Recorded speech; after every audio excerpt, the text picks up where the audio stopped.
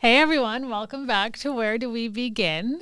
I am very excited that today we're joined by Gina Judge, mortgage broker, award-winning money coach, and founder of the Millennial Money Guide. Gina grew up in a strict Punjabi household, lived through financial struggle, paid off debt, way to go, built a six-figure net worth, probably more now, because I know you've been dabbling in real estate, and now teaches hundreds of thousands of women how to take control of their financial lives. Today we're getting into it, why being broke is not an aesthetic, why the trad wife movement is just rebranded submission, and why female financial independence is the real feminist power move. Thank you for having me. Thank Thanks you. so much for coming. Welcome. Where do we begin? Where do we begin? Well, I have like some questions for you, but I wanted to start with a question, or more of a fun fact that Rebecca had for us. Okay. About the definition of the word mortgage. Oh, okay. So I was looking this up because I saw that you're a mortgage broker. Yeah. So the Latin term of mortgage, do you know what it means? It has something to do with death. You're signing until death. Basically till death do us part. What was it, Dan? It was death agreement. Sounds is what about it's right. called. It Right? does. Yeah. We'll be paying it for the rest of our lives. Exactly. So Especially in this day and age. Right? Oh my goodness. I got to know you through social media. Yes. And I feel like we vibe a lot on like how we see independence And your sense of women. humor And too. You got a good sense of humor. I'm hilarious. She's It's really just funny. very She gets it from dry. me. Yeah. It's very dry. So I want to talk about women and finance. And so Canadian Money Saver says that half of Canadian women have less than $5,000 in savings. Yeah. Which is probably a good month in this economy. It is. Right? Yeah. And so what was your like rock bottom money moment, and how did you kind of force yourself to get out of that? Yeah, so you're right. Like the average Canadian can't go more than 30 days without a paycheck. And I witnessed that firsthand because I've worked in the finance industry for 10 years. And especially during COVID, I really recognized that because people were living paycheck to paycheck. My rock bottom moment with money was when I essentially got kicked out of my house when I was 18. So I grew up in a very strict Punjabi household, like you mentioned earlier. And my stepdad was a really big alcoholic. As I started getting older, his alcoholism grew worse. Right. And basically when I was like 17, 18, I ended up in a position where it was basically like, you know, you're living under my roof. I'm providing you with food and shelter. You listen to me and deal with this abuse or you leave. So in the heat of a moment, I left, and I remember like packing up all my clothes, putting them in black garbage bags, calling my best friend, and I left. And unlike most people, it's not like I planned to move out. It wasn't something fun and exciting, right? I was like literally have like half my clothes in garbage like an bags. adult runaway. Yeah, literally. When you run away from home. Yeah. And then it was great for my mental health because finally I had like peace and quiet. I didn't have someone like breathing down my throat. But from a financial standpoint, I continued to spend as if I was living at home because no one taught me how to budget. No one said, hey, Gina, you got to get tenant insurance now. Your grocery bill's going to go up, rent. And then the minute I turned 19, the banks are on your case about getting a credit card, but no one ever teaches you how a credit card works. It's like free money at first. Yeah. Or you think it's free until you get the bill. Yeah. No one explains to you what interest is, like when your payments are due. And then I was also in a position where I was paying for my university degree full time. Right. And my stepdad told my mom that she couldn't support me with my education. She'd saved her entire life to basically put me through school. Mm-hmm. And at one point she was a single mom, but they cut me off. So when it came to me getting support from, like I went to Kwantlen, the counselors weren't very helpful. I couldn't get a student loan because they said I apparently made too much, but at the same time, it's like I had more bills than the average, student. Right. So I just remember feeling so stuck, so confused, not knowing who to turn to. I ended up racking up debt because of school and, silly me, but again, I didn't know any better. I'm like, I shouldn't have put it on a credit card with a 21% interest rate. That's like a never plan. You're never going to pay it off, right? Yeah. So I ended up in a lot of debt. It would keep me up late at night. I was like 20 at this point, and I was just living this vicious paycheck to paycheck cycle. And although I had saved so hard my entire life, I quickly depleted through that savings. But the silver lining in this story, and the reason that I do the work that I do, is because when I started working at a bank and I started immersing myself into financial literacy, where I was reading it and digesting it in my own time as well, alongside getting different designations, I was able to become debt-free, rebuild my credit score, rebuild my emergency savings. I bought my first property when I was 23 and I started investing. Amazing. So Good job. for Yeah. you. That's a big deal. I appreciate It that. is. Yeah. 23? Yeah. I was Amazing. doing fuck all at 23. Well, and I think a lot of people, I think because housing is such a hard thing for like this generation to get into. Yeah. So it's crazy to me that a lot of people are still living with their parents and are still paycheck to paycheck. Like imagine if you weren't living with your parents and you had to pay a mortgage. Exactly. Like, you'd be fucked. Yeah. Yeah. Because Lose the there's house. you would lose everything. Exactly.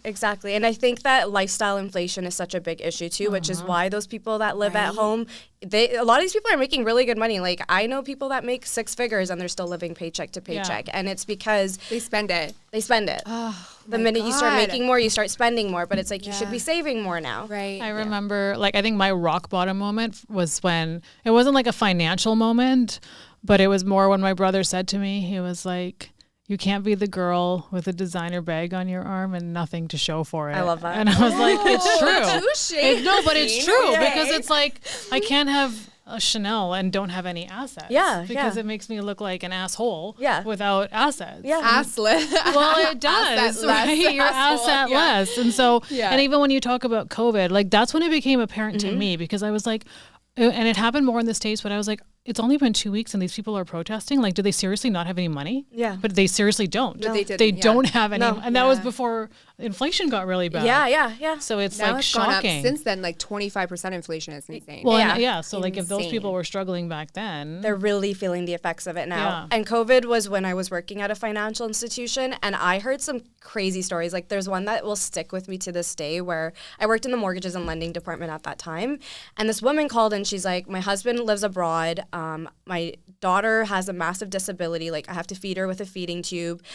We need you to please just put a pause on our mortgage payments because I can't afford her food and her medication. And that's when it really dawned on me that this is how bad it is for people. Like they can't go a month without a paycheck. And it dials down to the fact that we don't learn financial literacy in school. So regardless of how wealthy your family is or how Do you educated think you are. that's strategic though? That Oh, I we think it don't is. we Yeah. don't learn that on purpose, For sure. so that we get stuck in this Vicious like, cycle of cycle. poverty. Yeah, it's like the rat race. Rat sure. race It essentially. is, They yeah. want you to be stuck so that you are enslaved to Yeah. the system. Yeah. The matrix. I know, I believe that. And Yeah.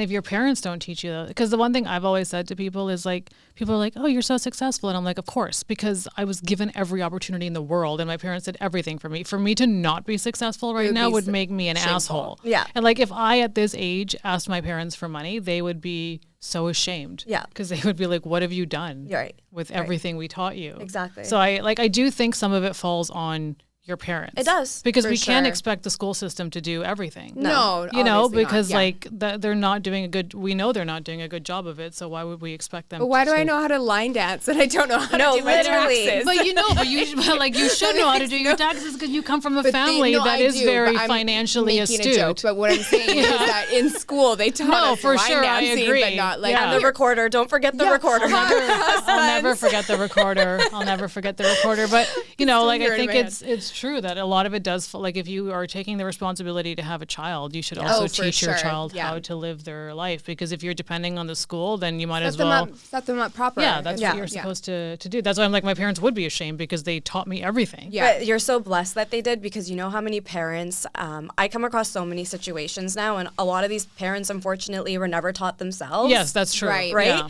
And then they keep making mistakes and then in their head they think that they're doing things right because some parents have egos and then those same habits are passed down generation after generation. Right. I even see it now where unfortunately there will be some dads that are alcoholics similar to my stepdad and they'll like rack up their line of credit and then their daughter who's a nurse full time is now trying to help her parents pay down the debt that her dad racked up. Some parents have gambling issues. So there's a lot that goes on behind closed doors and I always say like the way we spend our money is purely psychological and even your relationship with money forms as early as the age of 7 based on how your parents modeled it in your household. I've heard of Interesting. parents who have borrowed money from their children, Oh yeah.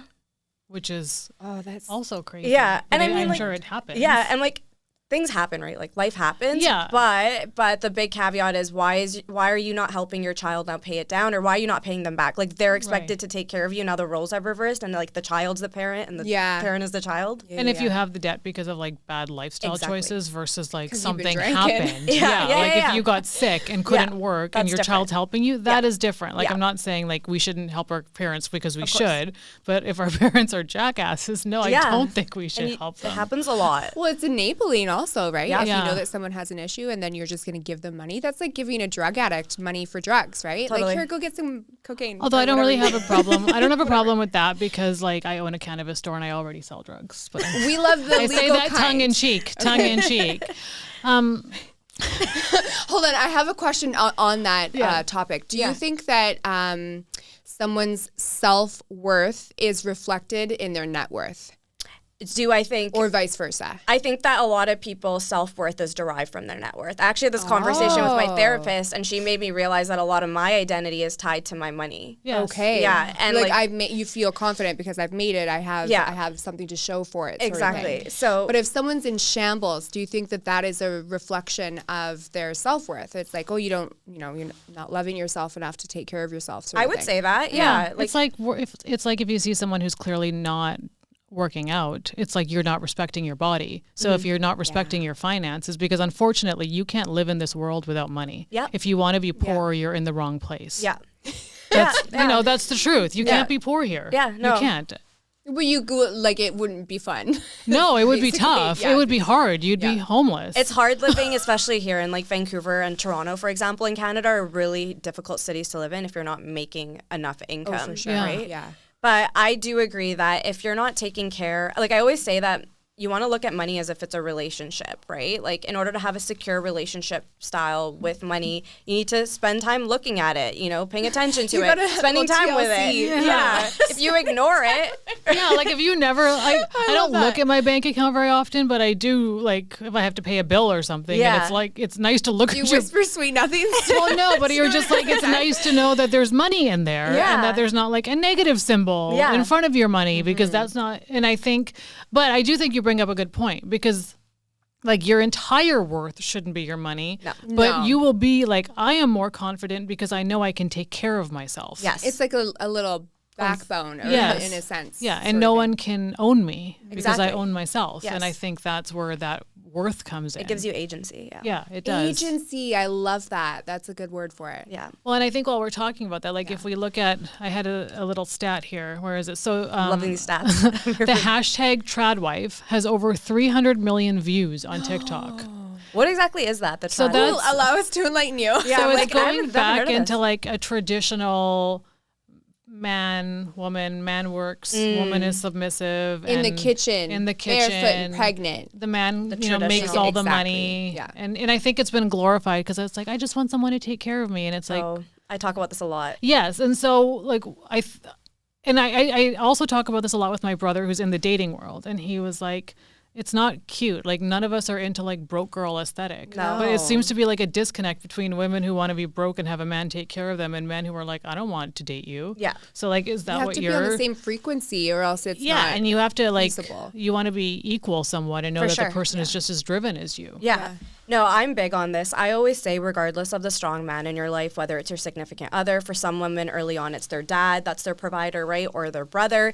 It's so important for you to understand how money works. You never want your lifestyle to be dependent on someone else because the minute that person disappears, is no longer a part of the equation, there goes your lifestyle. Like you need to understand how to make income, how to invest, how to protect your income so that when something and if something goes wrong, you have options instead of having regrets. Yes. Yeah. Because It's a mic drop. they could leave you. Yeah. They could die. Like Yeah. there's Could so die. many things. And like, Exactly. what are you going to do? Yeah, no, I was talking about this. I made a reel on Instagram and I said, a man is not a financial plan. And there was a woman, I'm assuming she's like a stay-at-home mom, and she started going off on me and she was like, Because she was triggered. Yeah, I'm like, I had a nerve. I've triggered them too. Yeah. Remember once I was Struck a told you chord. should stop talking about women in wealth because we're just housewives. Well, what the fuck does that Then have to stop do with What are we, like in the 1950s? Sorry, like, I'm successful. Yeah. Sorry. Apologies. Yeah. But she started going off on me. She's like, no, don't say that. Like, men are meant to be providers. They're sent by God. She's like,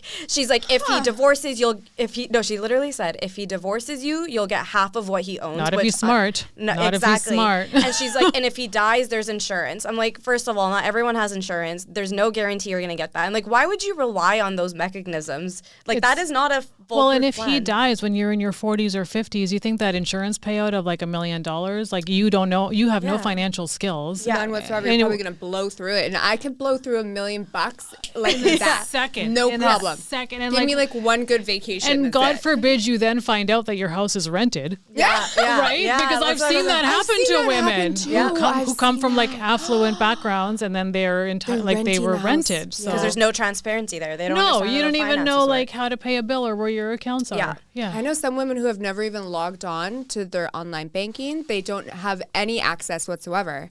There's a reason they don't have access.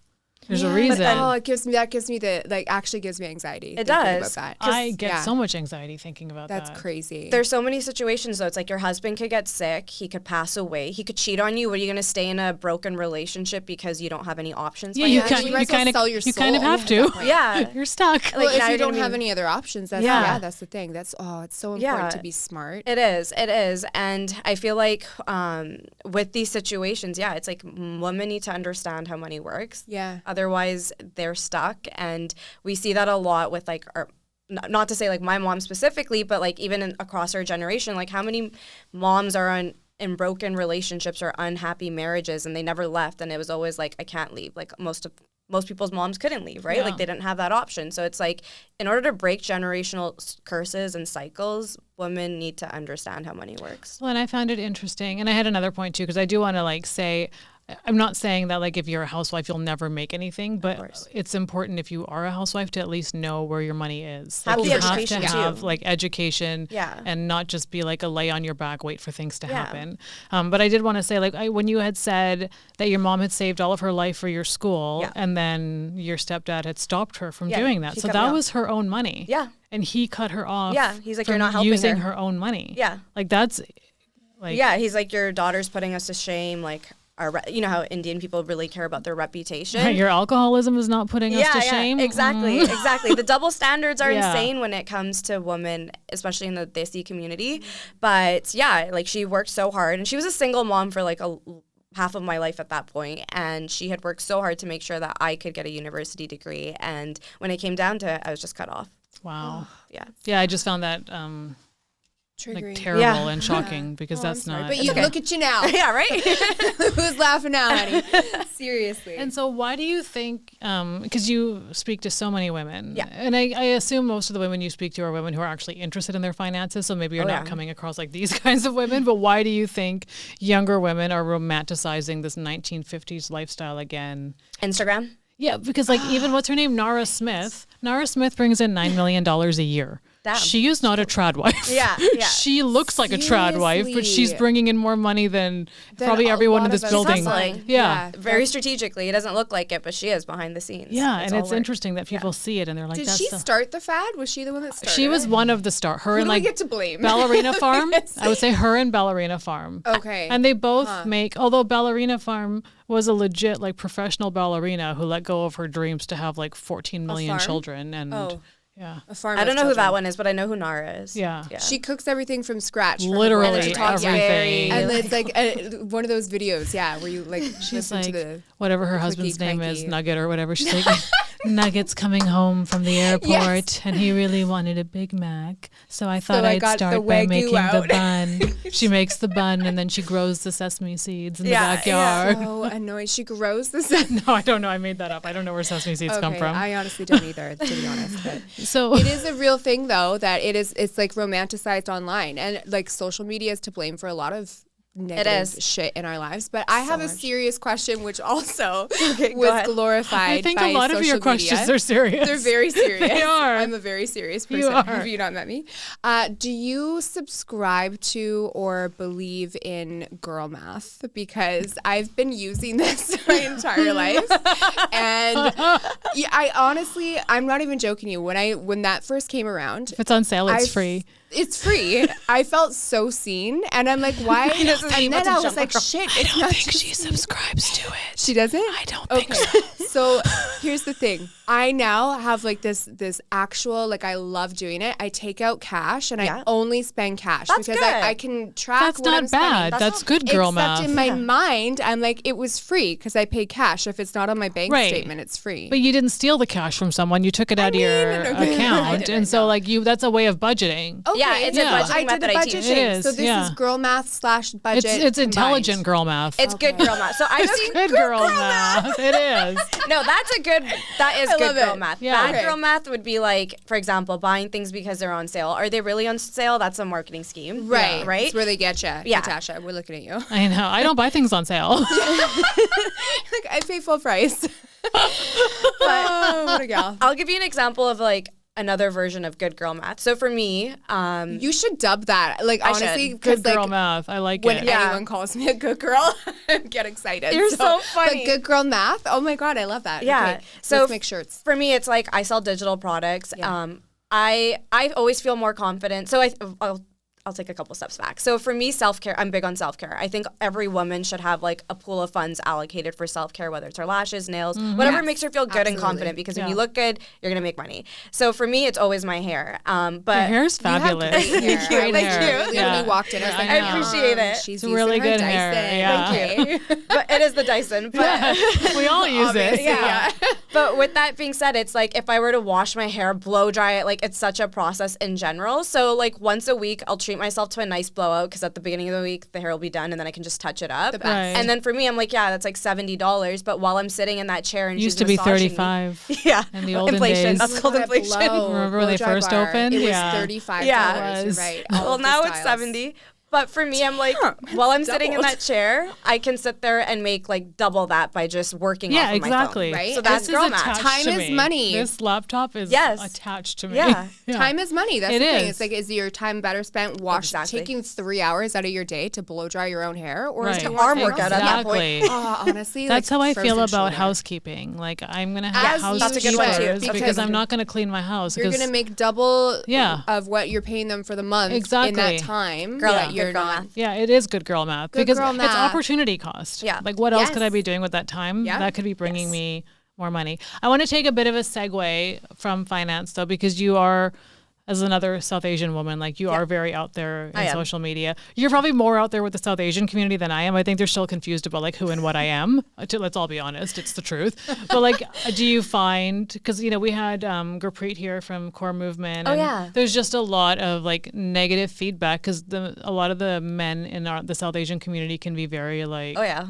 I can talk about this. Yeah, I all don't know day. what the best Controlling word or is. Well, agitated? patriarchal, just like think they're Misogynistic. Got it. misogynistic, and you're very open about things, and you Yeah. also like you dress beautifully and like you're beautiful, and sometimes that is also a trigger Yeah. for these men. Yeah. And so like, what has that experience been like for you? It's been an interesting roller coaster for sure. It's something I'm used to now, but when I first opened up my platform where I was making content related to financial literacy, my initial impression was I thought girls were going to hate on me just because you know how girls can be catty or whatever the case may be. But to my shock, my biggest haters were men. So for me, Classic. right? How could anyone hate her? I know. It always comes from a woman who would a say it. woman who can't be you or a man Men who that can't can't have have you. you. And the women That's will what- say it behind your back because they don't Yes. have the balls to say it to your face. Yeah. Yeah. Whereas men are too stupid. Just no offense, No Dan. offense, Dan. And and they'll say it to your face, and then when you call them out, they'll delete the comment, which Yes. is what Dude, has happened to us 100%. numerous Yeah. times. Yeah. So it was mostly men that were It's mean mostly to you. men. So you've probably Scumbags. noticed, even with your own content, you know how when it goes viral, it pops up on people's explore feed. So they're not following you. So the 10 seconds they hear you speak or whatever they take out of that, Yes, they that's all run they with get. it. Yeah, yeah, oh They yeah. run with it, run with right? it. Yeah. Yeah. So with Totally. me, it's always been like, oh, there's no way a girl that looks like you knows anything about business, knows anything about finance. I've been called like a high-end escort because I don't know why. Literally, those are the types I mean, of that's, comments I get. high-end escort. It's, Yeah. it's Not the low end. They're like, this Yeah. girl's a high-end yeah, like for like professional athletes and stuff. Remember that from the movie Juno? Yeah, seriously. Yeah. For like professional So, athletes. yeah, I've gotten it all, even when I opened up, because recently, it's been 12 12 years since I moved out. So for 12 years, I didn't talk about some of the things that happened to me. But recently, I've started opening up about my journey because I've come to realize there's a lot of Indian women that are dealing with what I dealt with 12 years ago, right? I made a reel. It went viral. It got like 200,000 views. All these Indian men. She's lying. This never happened to her. What kind of abuse? I doubt it. Your parents not letting you come home by a certain time isn't abuse. Yeah, I haven't even talked about the specifics of what happened to me, but so many men were just like calling me names. They're like, your mom should have aborted you. This, that, yeah. All because I'm openly talking about me leaving my house and encouraging women that if they're dealing with any form of abuse, whether it's physical, emotional, verbal, even sexual, you need to leave. Like, you need to prioritize yourself, 100%. right? At that point, if your parents aren't taking care of you, it's your job to take care of yourself. Yeah. And that should always be the number one priority. But yeah, those are some of the types of comments that I get from men. They're triggered. They're triggered. That is so grotesque to say that to another person, though. When all they're trying to do is just like be positive and be a good But that's role the community. Model. It's like in their head they think like your daughter's not going to get up and leave your house. But even if she wanted to, why is there so much control there, right? So well, and that's what they're probably scared of, because for a lot of men, like, finances are their way of controlling that's all they have. Women. That's literally all they have. Yeah. And so if you take that away from them, what Then are they? what? What do you bring to the table? It's like the saying when, like, they're slinging my eye. When, like, a man, I can't remember who I was talking to, and they were like, well, if you get rid of all the men, who's going to protect you? And I was like, from who? From who? Who am I going to need Yes. protection from? Rebecca's not going to beat me up. Yeah. way, You know, Jose. like, Rebecca's not going to rape me. Yeah. Like, you know, but, like, you know what I'm saying? Like, it's like we Oh my God, need you're so protection from you, No, you don't by need you. protection. Yeah. Seriously. Yeah, and Unreal. That's crazy. The world is just like... The but world's pretty wild. It does seem like it's kind of going backwards with It is a bit, yeah, women in certain and ways. finances and Yeah. like the agency that we have. I Yeah. mean, more so in the U.S., but Yeah, I agree. I feel like we need to go back to Cleopatra times. she had it going on. She had it going on. She had, did. and she was all about self-care, oiling the hair. Yeah, and, she had all multiple the boyfriends. practices.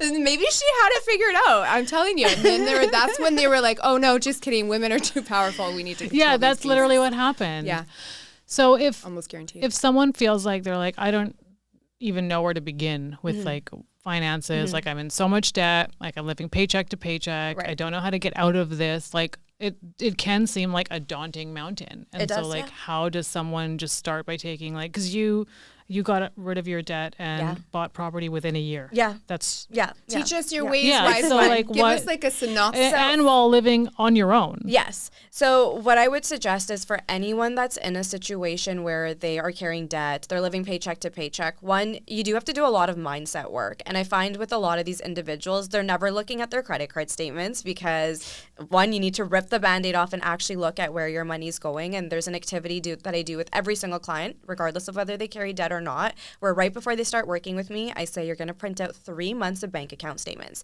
Any account where there's money going in or out, you're printing it out and you're highlighting how much you spent on food last month from a grocery standpoint, Uber Eats, the apps, entertainment, because we socialize over dinner and drinks.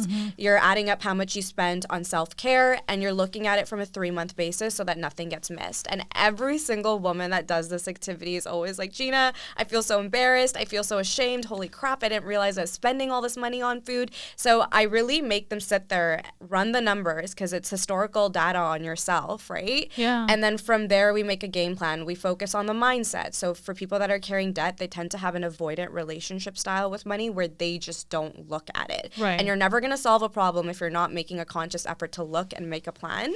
And then from there, I analyze your cash flow. So similar to what you were doing, we look at budgeting methods that make sense for that person. So I use a strategy called budgeting to zero, where I take every single dollar from my clients' paychecks or their household paychecks, and I give it a place in their budget. So whether it's expenses, whether it's saving, whether it's going towards debt, every single dollar has a place in their budget.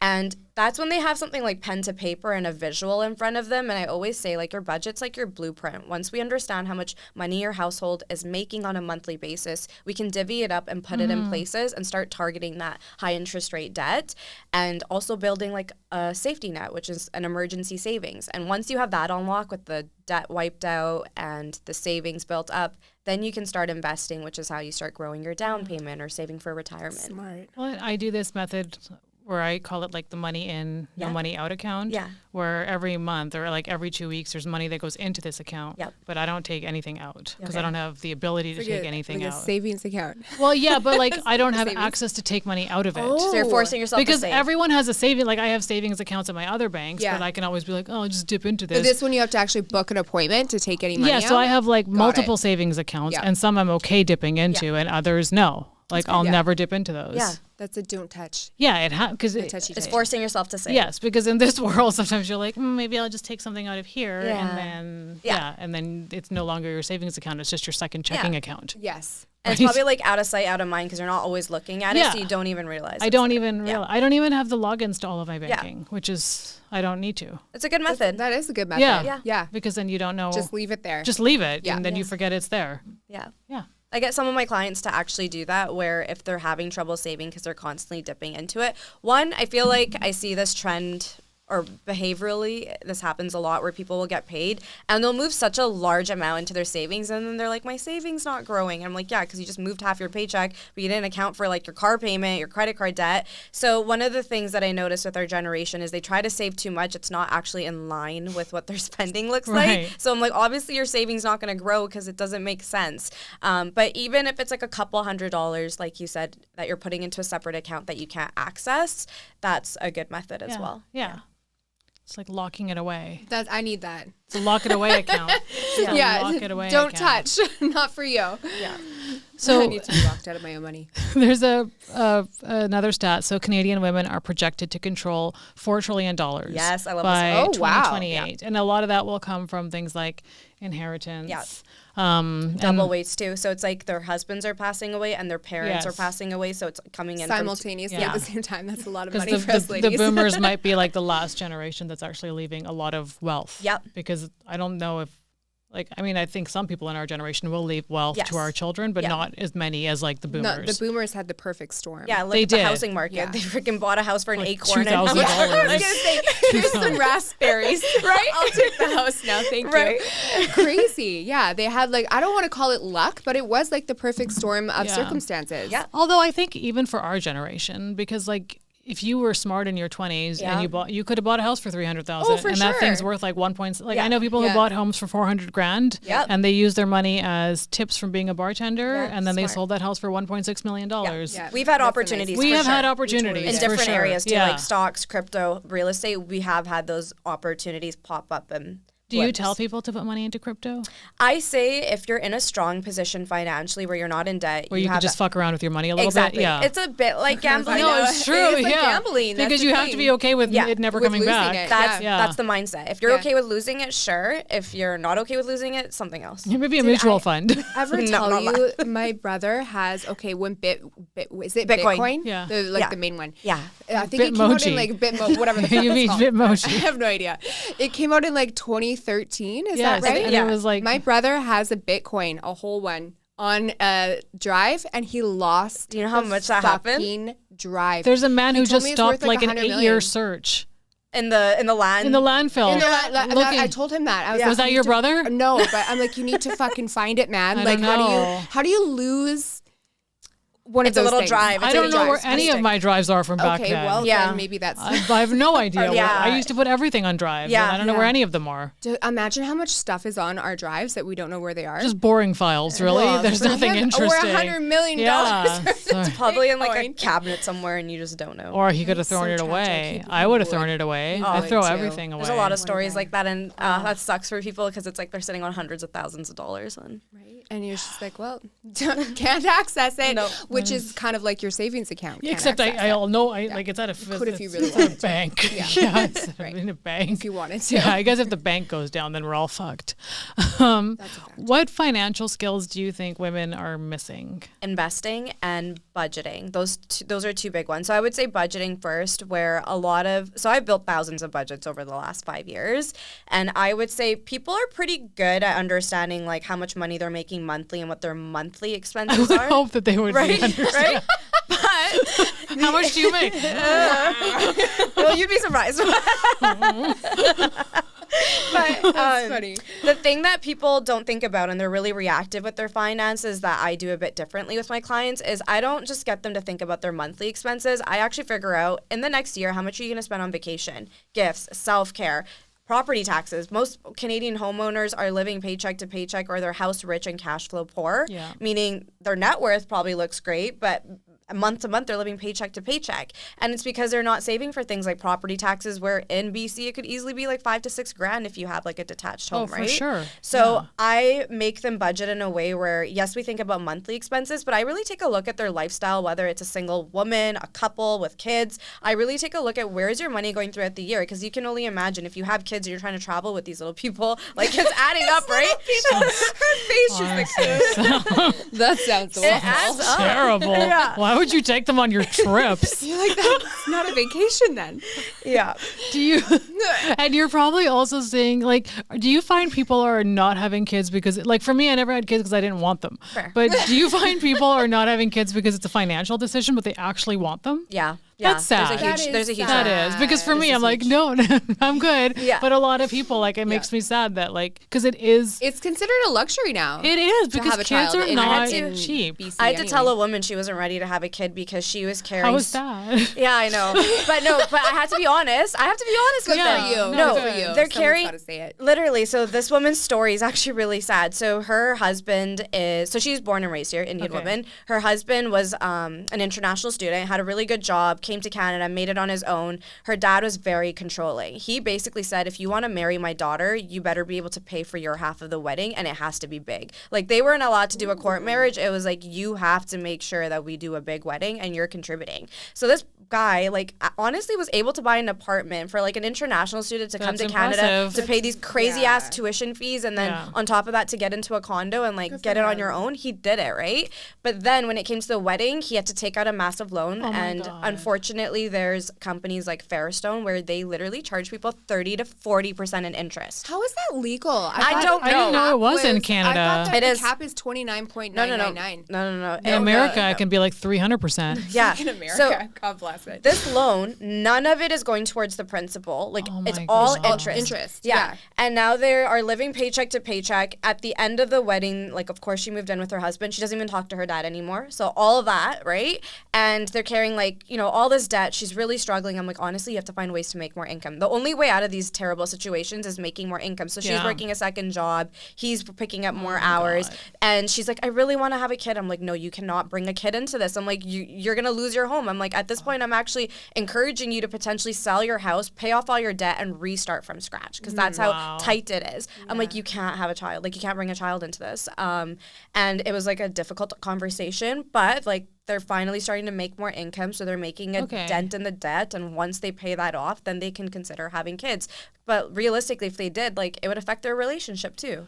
And let's talk about weddings. Yeah. Because, like, Indian weddings in particular, the because hair flip for me. those are the, like, weddings on steroids. There's balls to the walls, They you guys. are. They And are. Are people still? I have all the tea. Are people still doing this and still taking out loans? Yeah. Second mortgages. Parents are like 50, 60 My years mom old. used to tell show me, off, essentially. Yeah, because you know you don't love anyone that much. No. And I told you my neighbors. I sent you the video. Oh, yeah. I live on acreage. The neighbors are Yeah. having a wedding. When I tell you the ground shook until 3 o'clock. it was in the early Wednesday. morning, It was Wednesday. It was Wednesday. Yeah. Oh my goodness. Literally last week, and like shaking ground. I'm like, there's 5 million people over there right now. Yeah. But like, why? How is this still? I mean, isn't the younger is the younger generation still into these things? I think it goes two ways. So you have like the bride that kind of wants to go viral. Sometimes you have I'm not gonna lie. Social media plays a huge role in how our generation spends money. So one side of it is That is ass backwards. I Yeah. can't even imagine. Yeah, so I'm there's- like, there's some people that honestly are doing it for Instagram. Then there's the other side of it, because I interviewed a bunch of couples for my own podcast episode on this last year. You're like, why did you do this? Yeah. Yeah. Why? And they're like, there are some couples where they're like, we don't want to spend this money, but our parents are Right. pressuring us. So Which there's, like, to two me sides is like to a it. little bit, because it's hard to say no to your parents, but you don't, going viral on Instagram is nothing. worth nothing. It's like being rich in Monopoly. Literally. It's meaningless. And the divorce rates with those couples where they do the whole thing for Instagram. Shocking. Pretty see it. high, right? Yeah. Yeah, shocking. Yeah. Shocking. Spoiler alert. So it's like, what, you went into all this debt to get divorced first, which also costs a lot of money, by the way. Yeah. And then you are paying how much money so that people can just talk about you at your wedding and after your wedding. Yeah. Just one big judgment session. I would pay that money to not do that. I would pay that. I don't wish that one bit at all. There was like a point where I did want like a wedding. I didn't think I wanted a huge Nothing wedding. Crazy, no, it though. wasn't. You weren't going to come in on an elephant. I did not want an Indian wedding ever. And I think growing up and attending, like not as many as like a lot of people do, but just the few that I attended, I was like, fuck this. I am never doing this. But now I'm at the point where I'm like, it was only going to be family. Yeah. Just nobody else. No one else. No one else, because I don't want. At the courthouse, sign. If it's like, if you're there for love, then it shouldn't matter. Yeah, all of totally. this zhuzh and this and the money crazy. should go into your ring. Yeah, no. It'll stay with you. I agree. And it's mine. Take a really big ass long vacation or honeymoon. Like the money that you spend on a wedding like that, like you could go on vacation for Put it months. towards your down payment and Down don't payment. live with your parents. Exactly. Yeah. Exactly. Imagine that. Then you might stay together. That's a good point too. So another factor with this that I see is couples will get married. They'll spend all this money on their wedding. Usually the daughter-in-law, like the bride, doesn't want to move in with the family, but she has no choice. Financially, they are reliant on their in-laws, as in her in-laws or his parents now. Yeah. And then that's a whole thing because the woman has no privacy in the house because of Indian households. Like, right. you know, some parents are super traditional. Then they feel stuck and they have, again, no autonomy and they've put themselves into debt. And it sets them back not by like a year or 2 years. Sometimes it's 3 years or 5 years. And now you're delaying your ability to start a family. Or worse, you are having kids and you're in all this debt. And now what? Well, and let's talk about the Instagram thing because, like, you know, you hear about people who will like buy luxury boxes or buy or the fake PJ. Yeah, or the fake PJ. Oh, I've seen those. They do a photo like, shoot in a private jet. Revolve has like I think all of these rules now for returns. Like a lot of stores do because they people just were just buying stuff, taking pictures in it. So like, do you see that Instagram is affecting people's spending habits? Yeah. Like, have you seen that with? Yeah, people like to look rich and they're not rich. Yeah. Yes, that's the issue. Don't they know it's like a facade? No, because they see other people doing it. It's like, it's just insane. Just, for example, you go out in Yaletown. You know, it's actually embarrassing. Yeah. That's what it is. People are buying bottles. A lot of these people are in debt that are getting bottle service every other weekend. You're literally spending $500 to $1,000 to drink a bottle that probably costs like $100. Because they have no other way to have good-looking women around them. I swear to God. I think you have to like entice them with free liquor. I have never understood bottle service. The first time I ever saw it, I was the like, flashing lights and I know, shit? I was like, are we celebrating? What are we celebrating? It's Tuesday. Are we celebrating a bottle of alcohol and women who are dead behind the eyes? Yeah. Full-blown dead behind the eyes. They'd be dancing like this. There's no emphasis. There's just zero I've happy never understood I know I'm not the target market for bottle service. I get it. But I've never. It kind of killed that for you. Yeah, well, and also even when I was drinking, I still thought it was stupid. Yeah. Because I didn't understand what to me, it does seem like new money. Yeah. Look at me. Yeah. I love having bottles around. I love flashing lights. Everyone's looking at me, but I'm like, some of them think you're a loser. No. They're looking at you because you are a loser. Yeah, like I've never understood the. Yeah. And I've seen it from the opposite side where I've talked to certain men. So it'll be like a group of 5 or 10 guys in the booth. And it's always like 1 or 2 guys covering it and the rest are just there. They're just there. And this happens like every weekend. They're the crew. Or what is it? What's it called when you have like entourage? Those poor guys. Yeah. They're always paying for everyone else's alcohol. And I'm like, so why don't you, but then again, it's boundaries. I'm like, I had this conversation with my male friend recently. I'm like, why don't you put your foot down and tell them to chip in? And you know what these guys say? They're like, but you make more than me. You should be paying for it. They will say that. Like, what are you, the little bitch? Like, are you his girlfriend? Why is They're this? like, they want, I don't know. I would cut the bill in half at that point. Yeah. Like, here's your portion, Yeah, bro. there's a Like, lot. Or I'd be like, we're That's getting crazy. bottles of water. Yes. yeah. The water service. Hydration station. Yeah, I prefer bread service, honestly. I'm more of a bread service Carbs. girl. Yeah. Carbs before anything. I know. It's That's crazy though. Like that makes me. It's the lifestyle. The It's like lifestyle of bougie, whatever the case may be. But fugazi is what it Well, is. to It's me, not that's real. like what Yaletown has always been to me. Yaletown has been like fake rich. Yeah. It's like rented condos. Yes. Yeah. Yeah. Like fake designer, like, I don't know. It's just to me. And then I think of like, you go into the suburbs where like everyone here owns their homes. And maybe, you know, they're dressed in like flannel shirts and jeans, but they, you know, still have more than these people do. So it's like, it's very interesting that we still kind of like gravitate towards the flashiness. And I get it. Like, I like designer. I'm wearing designer right now, but I'm also, you know, as my brother aptly said, like, I actually have something, and I have something behind me. So if I want to spend money on nice things, I can do that.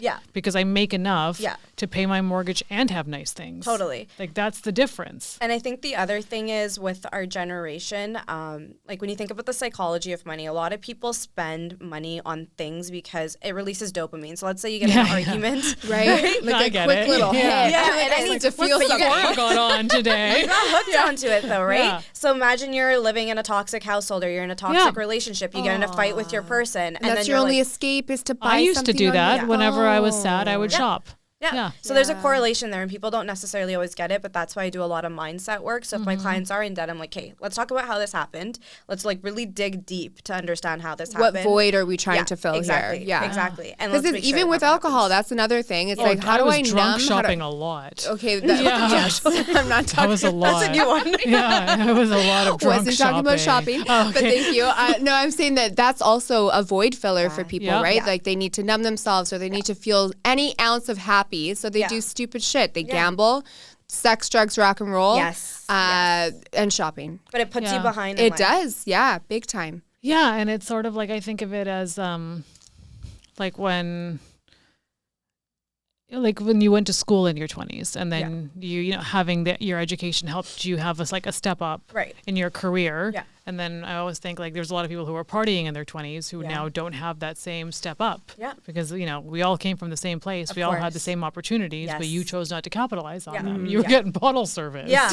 And it's true though. And now what's happening? And now they're trying to play catch up because sometimes they realize a little too late. Although I always say it's never too late. It's never too late. Making good decisions with your money. But the fact of the matter is, if you start in your mid 30s versus the person that started in their 20s, they are likely owning a home, taking multiple vacations because they're able to, and not stressed about money. Whereas you are likely under pressure, and you basically have to contribute more to your investments to catch up to that person that started in their 20s. Yeah, and especially if you're like, say you're in your mid 30s and you want a kid. Yeah.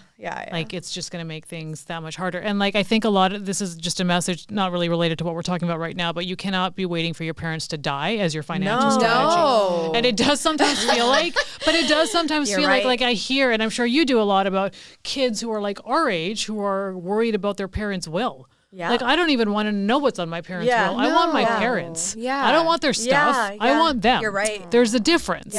You know, so it always like makes me upset when I hear people about, talk like that. Yeah, people talk like that out in the open. And they're worried about what's in their parents' will and who's getting what. No, it happens a lot. Yeah, especially inheritance law too. So to like divvy off of that, basically in BC, especially in like the South Asian community. Yeah, Parminder Tung does a lot of stuff he does. This. Okay, so like to basically talk about that, in our culture, women typically don't get anything, so they'll leave everything behind for their son. It's the firstborn male, right? Yeah, that's very not even the patriarchy firstborn male, just it's just the male. Men.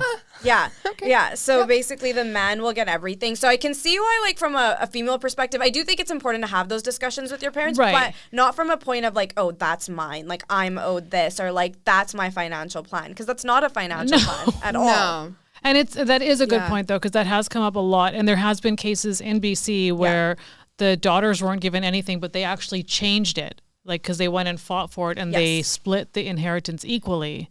Because that held up in court. Okay, so that's now case law, baby. So that's good. Yes. That's really good. But not everyone knows that. Not everyone knows that. So Parminder is doing a really good job of creating awareness around that, because in a lot of Asian communities, that even in like Chinese culture, I believe that's very similar, where the boy gets everything. Even in Middle Eastern culture, it's the same. Persians or like that. It's very long-standing. Yeah, more back of in the those day. traditional. Yeah, because it's like, oh, you're gonna get married, so your husband's gonna take care of you. But it's like, what? Then it brings us back to the beginning of this episode, which is like full circle. You should be teaching your daughter to take care of herself.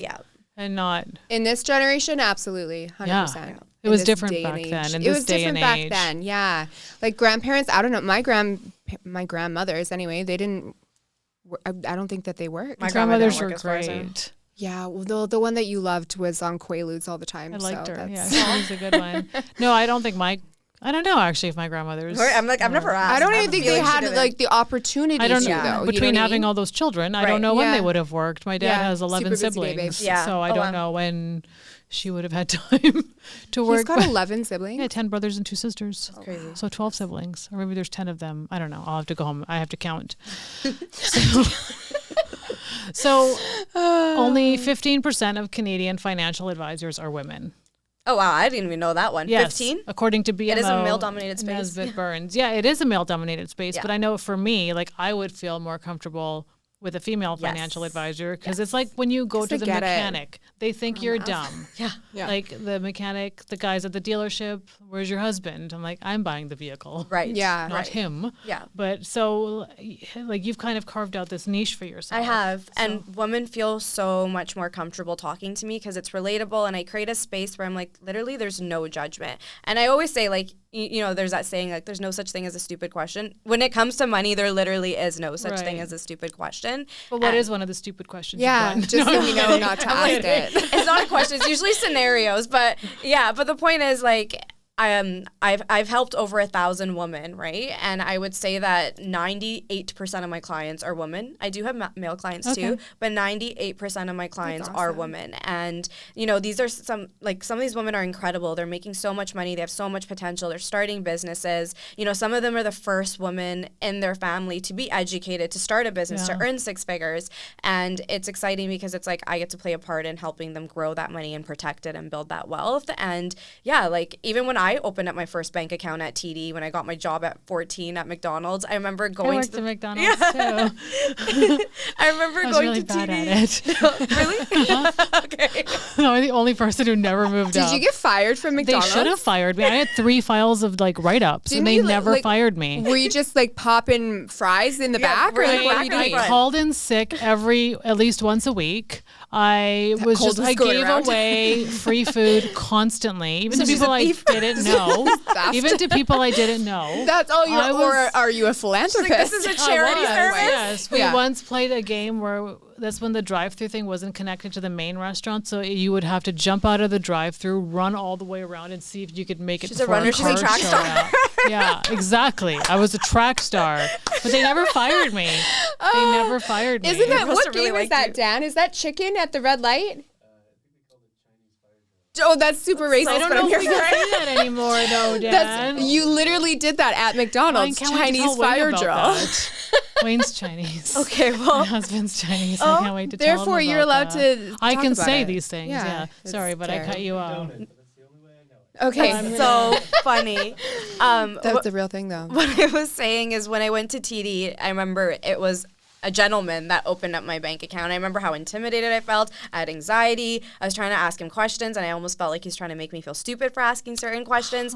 And that's the common Did he experience. mansplain anything though? I feel like he did. I was Yeah. 14 or 15 at the Okay, time, well, but he definitely did. And sometimes it's like, you know, the way that people, like the tone of voice that they use when they talk to you. So I just remember how uncomfortable that experience was. And after that, I was like, I don't want to ever come to a bank again, right? And a lot of women feel like that. Like they don't want to step foot in a bank. It's always usually a man that's talking to them. And sometimes even when it is a woman, it's such a professional environment where you just feel like you can't really like be yourself and open up. And stuffy feeling. yes, Yeah. yes. Yeah. Institutional. Yes, Yeah. that's what it That's is, what right? it is, yeah. And for me, I'm like, no, like we need to kind of change the narrative because, like I said, a lot of how we spend and manage our money is purely psychological. I have very open and vulnerable conversations with my clients. I have women that come to me when they're like, I need to get divorced, I need to separate, but I need to understand how money works. There's kids involved. Yeah. I have women where they've been cheated on and they're like, hey, I need to get divorced. I have women where they've been I need to widowed. buy a gun. How much do I have to set aside from this paycheck and For my every gun. paycheck going forward for my gun. Uzi? Budgeting for it. Just got a budget for the Uzi. It's not a big deal. Yeah. But just You deserved it. very vulnerable conversations that I can promise you they would never have if they stepped into a bank. That's okay. Then you're creating a safe space, and that's beautiful. Yeah, even if we're saving for guns. Yeah, whatever the case may be, for our revenge. I But remember that's beautiful. I love the that. McDonald's story made me think of something. I remembered when I worked at McDonald's. This was so long ago that obviously it'll be kind of like anonymous at this point. But there was a woman who worked with me, but she worked like during the day because I always worked after school. Right. And she was also South Asian, so she was like quite a bit older. Probably full-time worker there. Yeah, full-time worker. And my mom knew her because she went to my mom's bank. And my mom told me, like, after I stopped working there, she was like, that woman had a bank account that her husband didn't know about. And a lot of women do. A little bit of, because he was abusive. Yeah. And she always put a little bit of money. And that story always stuck with me. Yep. Because I was like, she works at McDonald's full-time. I was making $7 an hour. Like, that's not a lot of money. Yeah. And she was still putting a little bit away every So that he wouldn't 2 weeks notice, so that and then he wouldn't also- notice. Wow. Yeah. I see that a lot. Even when I worked at the bank, I would see the same thing where women would have hidden bank accounts. And like, for example, let's say you bank with a bank and you have multiple profiles with them because there's different accounts. There'd be a woman that would come in. She's like, I'm coming in with my husband tomorrow. Please make sure you don't say anything or slip up about like the other account because he's going to be there. Yeah. But yeah, it's a sad reality because like some of these men have gambling addictions. They are really bad with their money. They're alcoholics. Some of these women are getting abused in their households and they need something to fall back on if they make the decision to leave. And that's what we've said in like a number of episodes, like even for housewives, like when you're doing your grocery shopping, like always buy some gift cards, some Visa gift cards, have them because they'll just show up on the grocery bill, but your husband's not going to look at the itemized bill, but they'll just be part of that Save on Foods purchase because you need to have a stockpile, even if you don't Visa gift cards, even if you don't, like even if you're like your husband doesn't have to be abusive for you to just, okay, it's a little bit of fraud because he doesn't know, but whatever. Like just think he would have bought you a shirt anyway. So you know, you're just putting aside your own little safety net, which is so important for women to have. I don't think that's fraud. I think it's strategic. Thank because you. That this is why if I ever commit a crime, you'll be like, she didn't do anything. No, I'll be on the stand, like Your Honor. She didn't do anything. She was having a bad day. Like, she didn't kill that guy. You're like, we have a video. You're like, that wasn't her. That's AI. It's not. That's a good friend. That's AI. No. Do you recognize this person? Never seen her. So let's do a bit of a rapid fire round. Okay. Just ask some financial questions. Sure. Okay. So what is one financial habit every woman should start today? Learning how to invest and taking the step to open up an account with a brokerage and fund it. Okay. It's like you planned for this. Did you know I was going to ask you that? No. What is the worst money advice you've ever heard? The worst money advice that I've ever heard. I feel like I haven't heard. Actually, no, you're right. I think I thought of one. What about girl math? Yeah.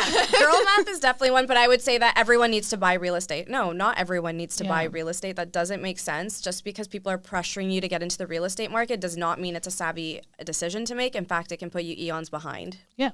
Very good. What's in your wallet right now? Credit cards. Nothing funny. I don't actually carry cash because I feel like I lose things really easily, so I don't tend to carry cash, and I like to use credit cards because of the rewards. Then you can actually see right? And I'm big on the rewards. Like I strategically use certain credit cards because I get more points, so I can travel for free. So just credit cards and my bank card. And you don't have like a wallet size picture of me? No, but you can give me one after this. What about the three of us? Yeah, I know. We should. Three best we get four. We'll get Dan in there too. What are you investing in this year? I consistently invest in the stock market weekly. Okay. I bought real estate 3 years ago and completed on it in spring this year. I saw that. Yeah. So proud of you. And then crypto recently. And what are you investing in personally? Personally, my nutrition. So I hired a nutritionist and it was a game changer. I wish I did it sooner. So working with a functional doctor, a nutritionist, and actually a therapist too, because some of us got some childhood trauma. Mental health is... I don't know what you're talking about. I don't got no trauma. We're the most traumatized. Welcome. Yeah, maybe in the city. You're at home here. But no, mental health is what a great investment because that actually dictates everything in your life. It does. Everything. Yeah. Mindset. It's so true. Yeah. What do you hope a girl who's 16 years old who's listening to this takes from your advice?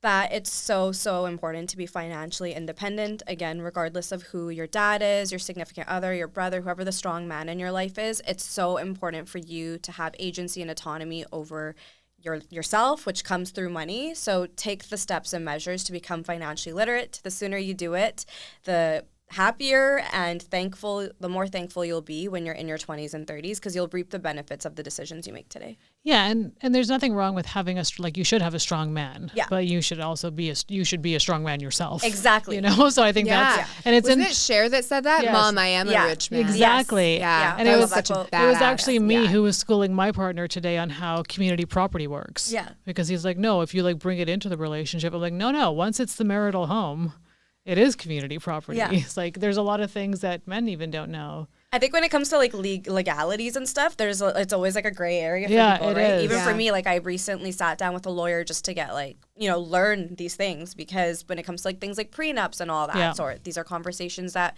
we need to have. And they're important to have. And then the last question I had for you was more around what you're working on, because I think you have a few like irons in the fire right now. So right now, every year I host an in-person event in the Lower Mainland. I do it in Pimp Meadows at the Sky Hangar. So I'm working on putting together. Andrew owns this building too. Oh, really? Yeah, it's the same guy. Oh, that's awesome. Yes, Yeah. So basically, I'm hosting a summit, and it is officially the #1 largest personal finance event for women in Canada when it comes to financial literacy. Good job, girl. Yeah. That's amazing. When is it? It'll be on Saturday, November 1st of this year. We will be We there. will be Yes, there. Absolutely. yes, At the yes. hangar. Oh, so much. It's beautiful. It's such a beautiful It's venue. so The lights beautiful. and I go to the stuff. Collective Market there. I really like it. Yeah. Gorgeous. So the goal with that is to bring together as many ambitious women as we can, and it'll be a full day of 8 hours where we're not only going to be teaching them, like I'll be teaching them how to invest, budget, but it's also going to be an extremely great networking opportunity to meet like-minded women, and it'll be fun. There'll be like gift bags, coffee, lunch. Coffee Everyone talk. loves coffee. Black. If you want, we can come and do a session on girl math. Yeah.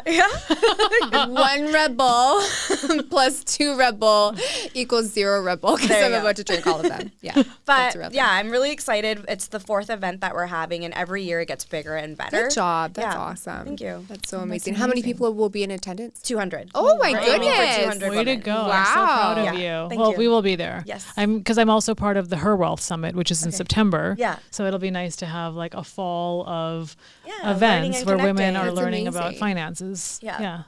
Did you have any fun questions? Oh, okay. The last thing that I just wanted to, just one last thing before. Okay, so we all heard about the CEO at the Yes. Coldplay concert. Yeah, we just and wanted to he's see a what you thought. fucking rookie and decided to take his side piece, Yeah. right? And have a little romantic sway. Right. So his now soon-to-be ex-wife has put out a statement, and have you read it? I saw it on TikTok, and I didn't know if it was real or fake because there's so much stuff circulating. Right, there was a verified version of it, Okay. and it was real. So what did she she say? said that she was. She said, "I don't cry over clowns. Yes. I get strategic. Yeah. And I rebuild." Essentially, is what she was Yeah. saying. I was like, "That is so badass. That's great." Yeah. But we can't always depend on our CEO husbands to No. cheat on us so we in can such a take- public manner, so that we can reap the benefits financially. But anyway, no, I just thought that was kind of funny. No, I saw that, and the first thing that I was thinking is, I'm like, this woman's probably been with him like long before he actually amassed all of his wealth. Like she probably was Yes, there, right? yeah. So I think she's gonna get like half easily. 100%. I highly doubt he's Sure. gonna And he prenup. cheated. So even if they have a Yes. prenup, I've never seen a prenup without an adultery clause Yes, in it. yes. Every Right? single Yeah. prenup Yeah. has an adultery Yeah. clause. Yeah, So you're fucked. You're Even if you have a fucked. prenup, you're fucked. Yeah. so fucked. Yeah. And And he we- deserves to be fucked. On the line of prenups, though, because they are something that people are more and more like getting before they get married. Yeah. Always make sure you have an independent lawyer look at it. Yes. Do not use your husband's No. lawyer. And they can't do that, but ethically they can't. But Yeah. you just never know. Yeah, independent legal advice is so important. And I think prenups I think the conversation needs to be had when you're dating. I think that when people get, obviously hurt and offended is when you do it the week of the wedding, which does happen a lot. yeah, that That's doesn't so land distasteful. well. No. It's like, by the way, you love me, right? Yeah. You're just gonna Yeah. sign it. And I heard of like marriages being canceled because of a Yeah. prenup. Like, don't be offended because of a prenup. Yeah. Because 52% of marriages are going to fail. Yeah, and you More never than So that you now. kind I of think need it's to 60 plan something. for it. Yeah. Yeah. Yeah, it's to protect you as well. Yeah. So don't be upset about it. And sometimes it protects family assets too, right? Yeah. So I get it. I think it's fair to have one or want one, but it's how do you go about this conversation, and are you doing it in a way like where you do genuinely care about the person that you're marrying? Because you shouldn't want to hurt them like that either, right? Right. Or put that doubt in their mind. And then the other thing is like I've seen situations where a person's getting married and then the groom's parents will be like, your bride-to-be needs to sign this prenup. And I've seen situations where it's like presented the week of the wedding, and then when she does want independent legal advice from her lawyer, he's There's no time? Yeah, it's like they're doing it like the week of the wedding. So it's so there's no time to have your lawyer That's look a at jackass move. Yeah. That's a big dick move. And then when she goes and says, oh, like, I want to review everything with my lawyer and potentially make changes, then he starts, yelling at her, puts all this pressure on her. So it's just a very uncomfortable position to put someone you supposedly care about in. If you're doing it that Probably close shouldn't to marry that guy. Yeah. That doesn't sound like a good guy. No. No. That's ick. Or they say, we're going to call off the wedding if you don't sign it. Okay, cool. At that point, I'd be like, yeah, Nice call it story, off. bro. Yeah, seriously, call it off. No, Yeah. thank you. Anyway. Yeah. Thank you so much for joining us today. That was actually I was so into that conversation. I was too. Enticed by it. Thank you so much Thank you for having me. bestowing your knowledge and wisdom upon us. We really appreciate that. Yeah. And we had a great time. We'll catch you guys next time. Thank you. Bye.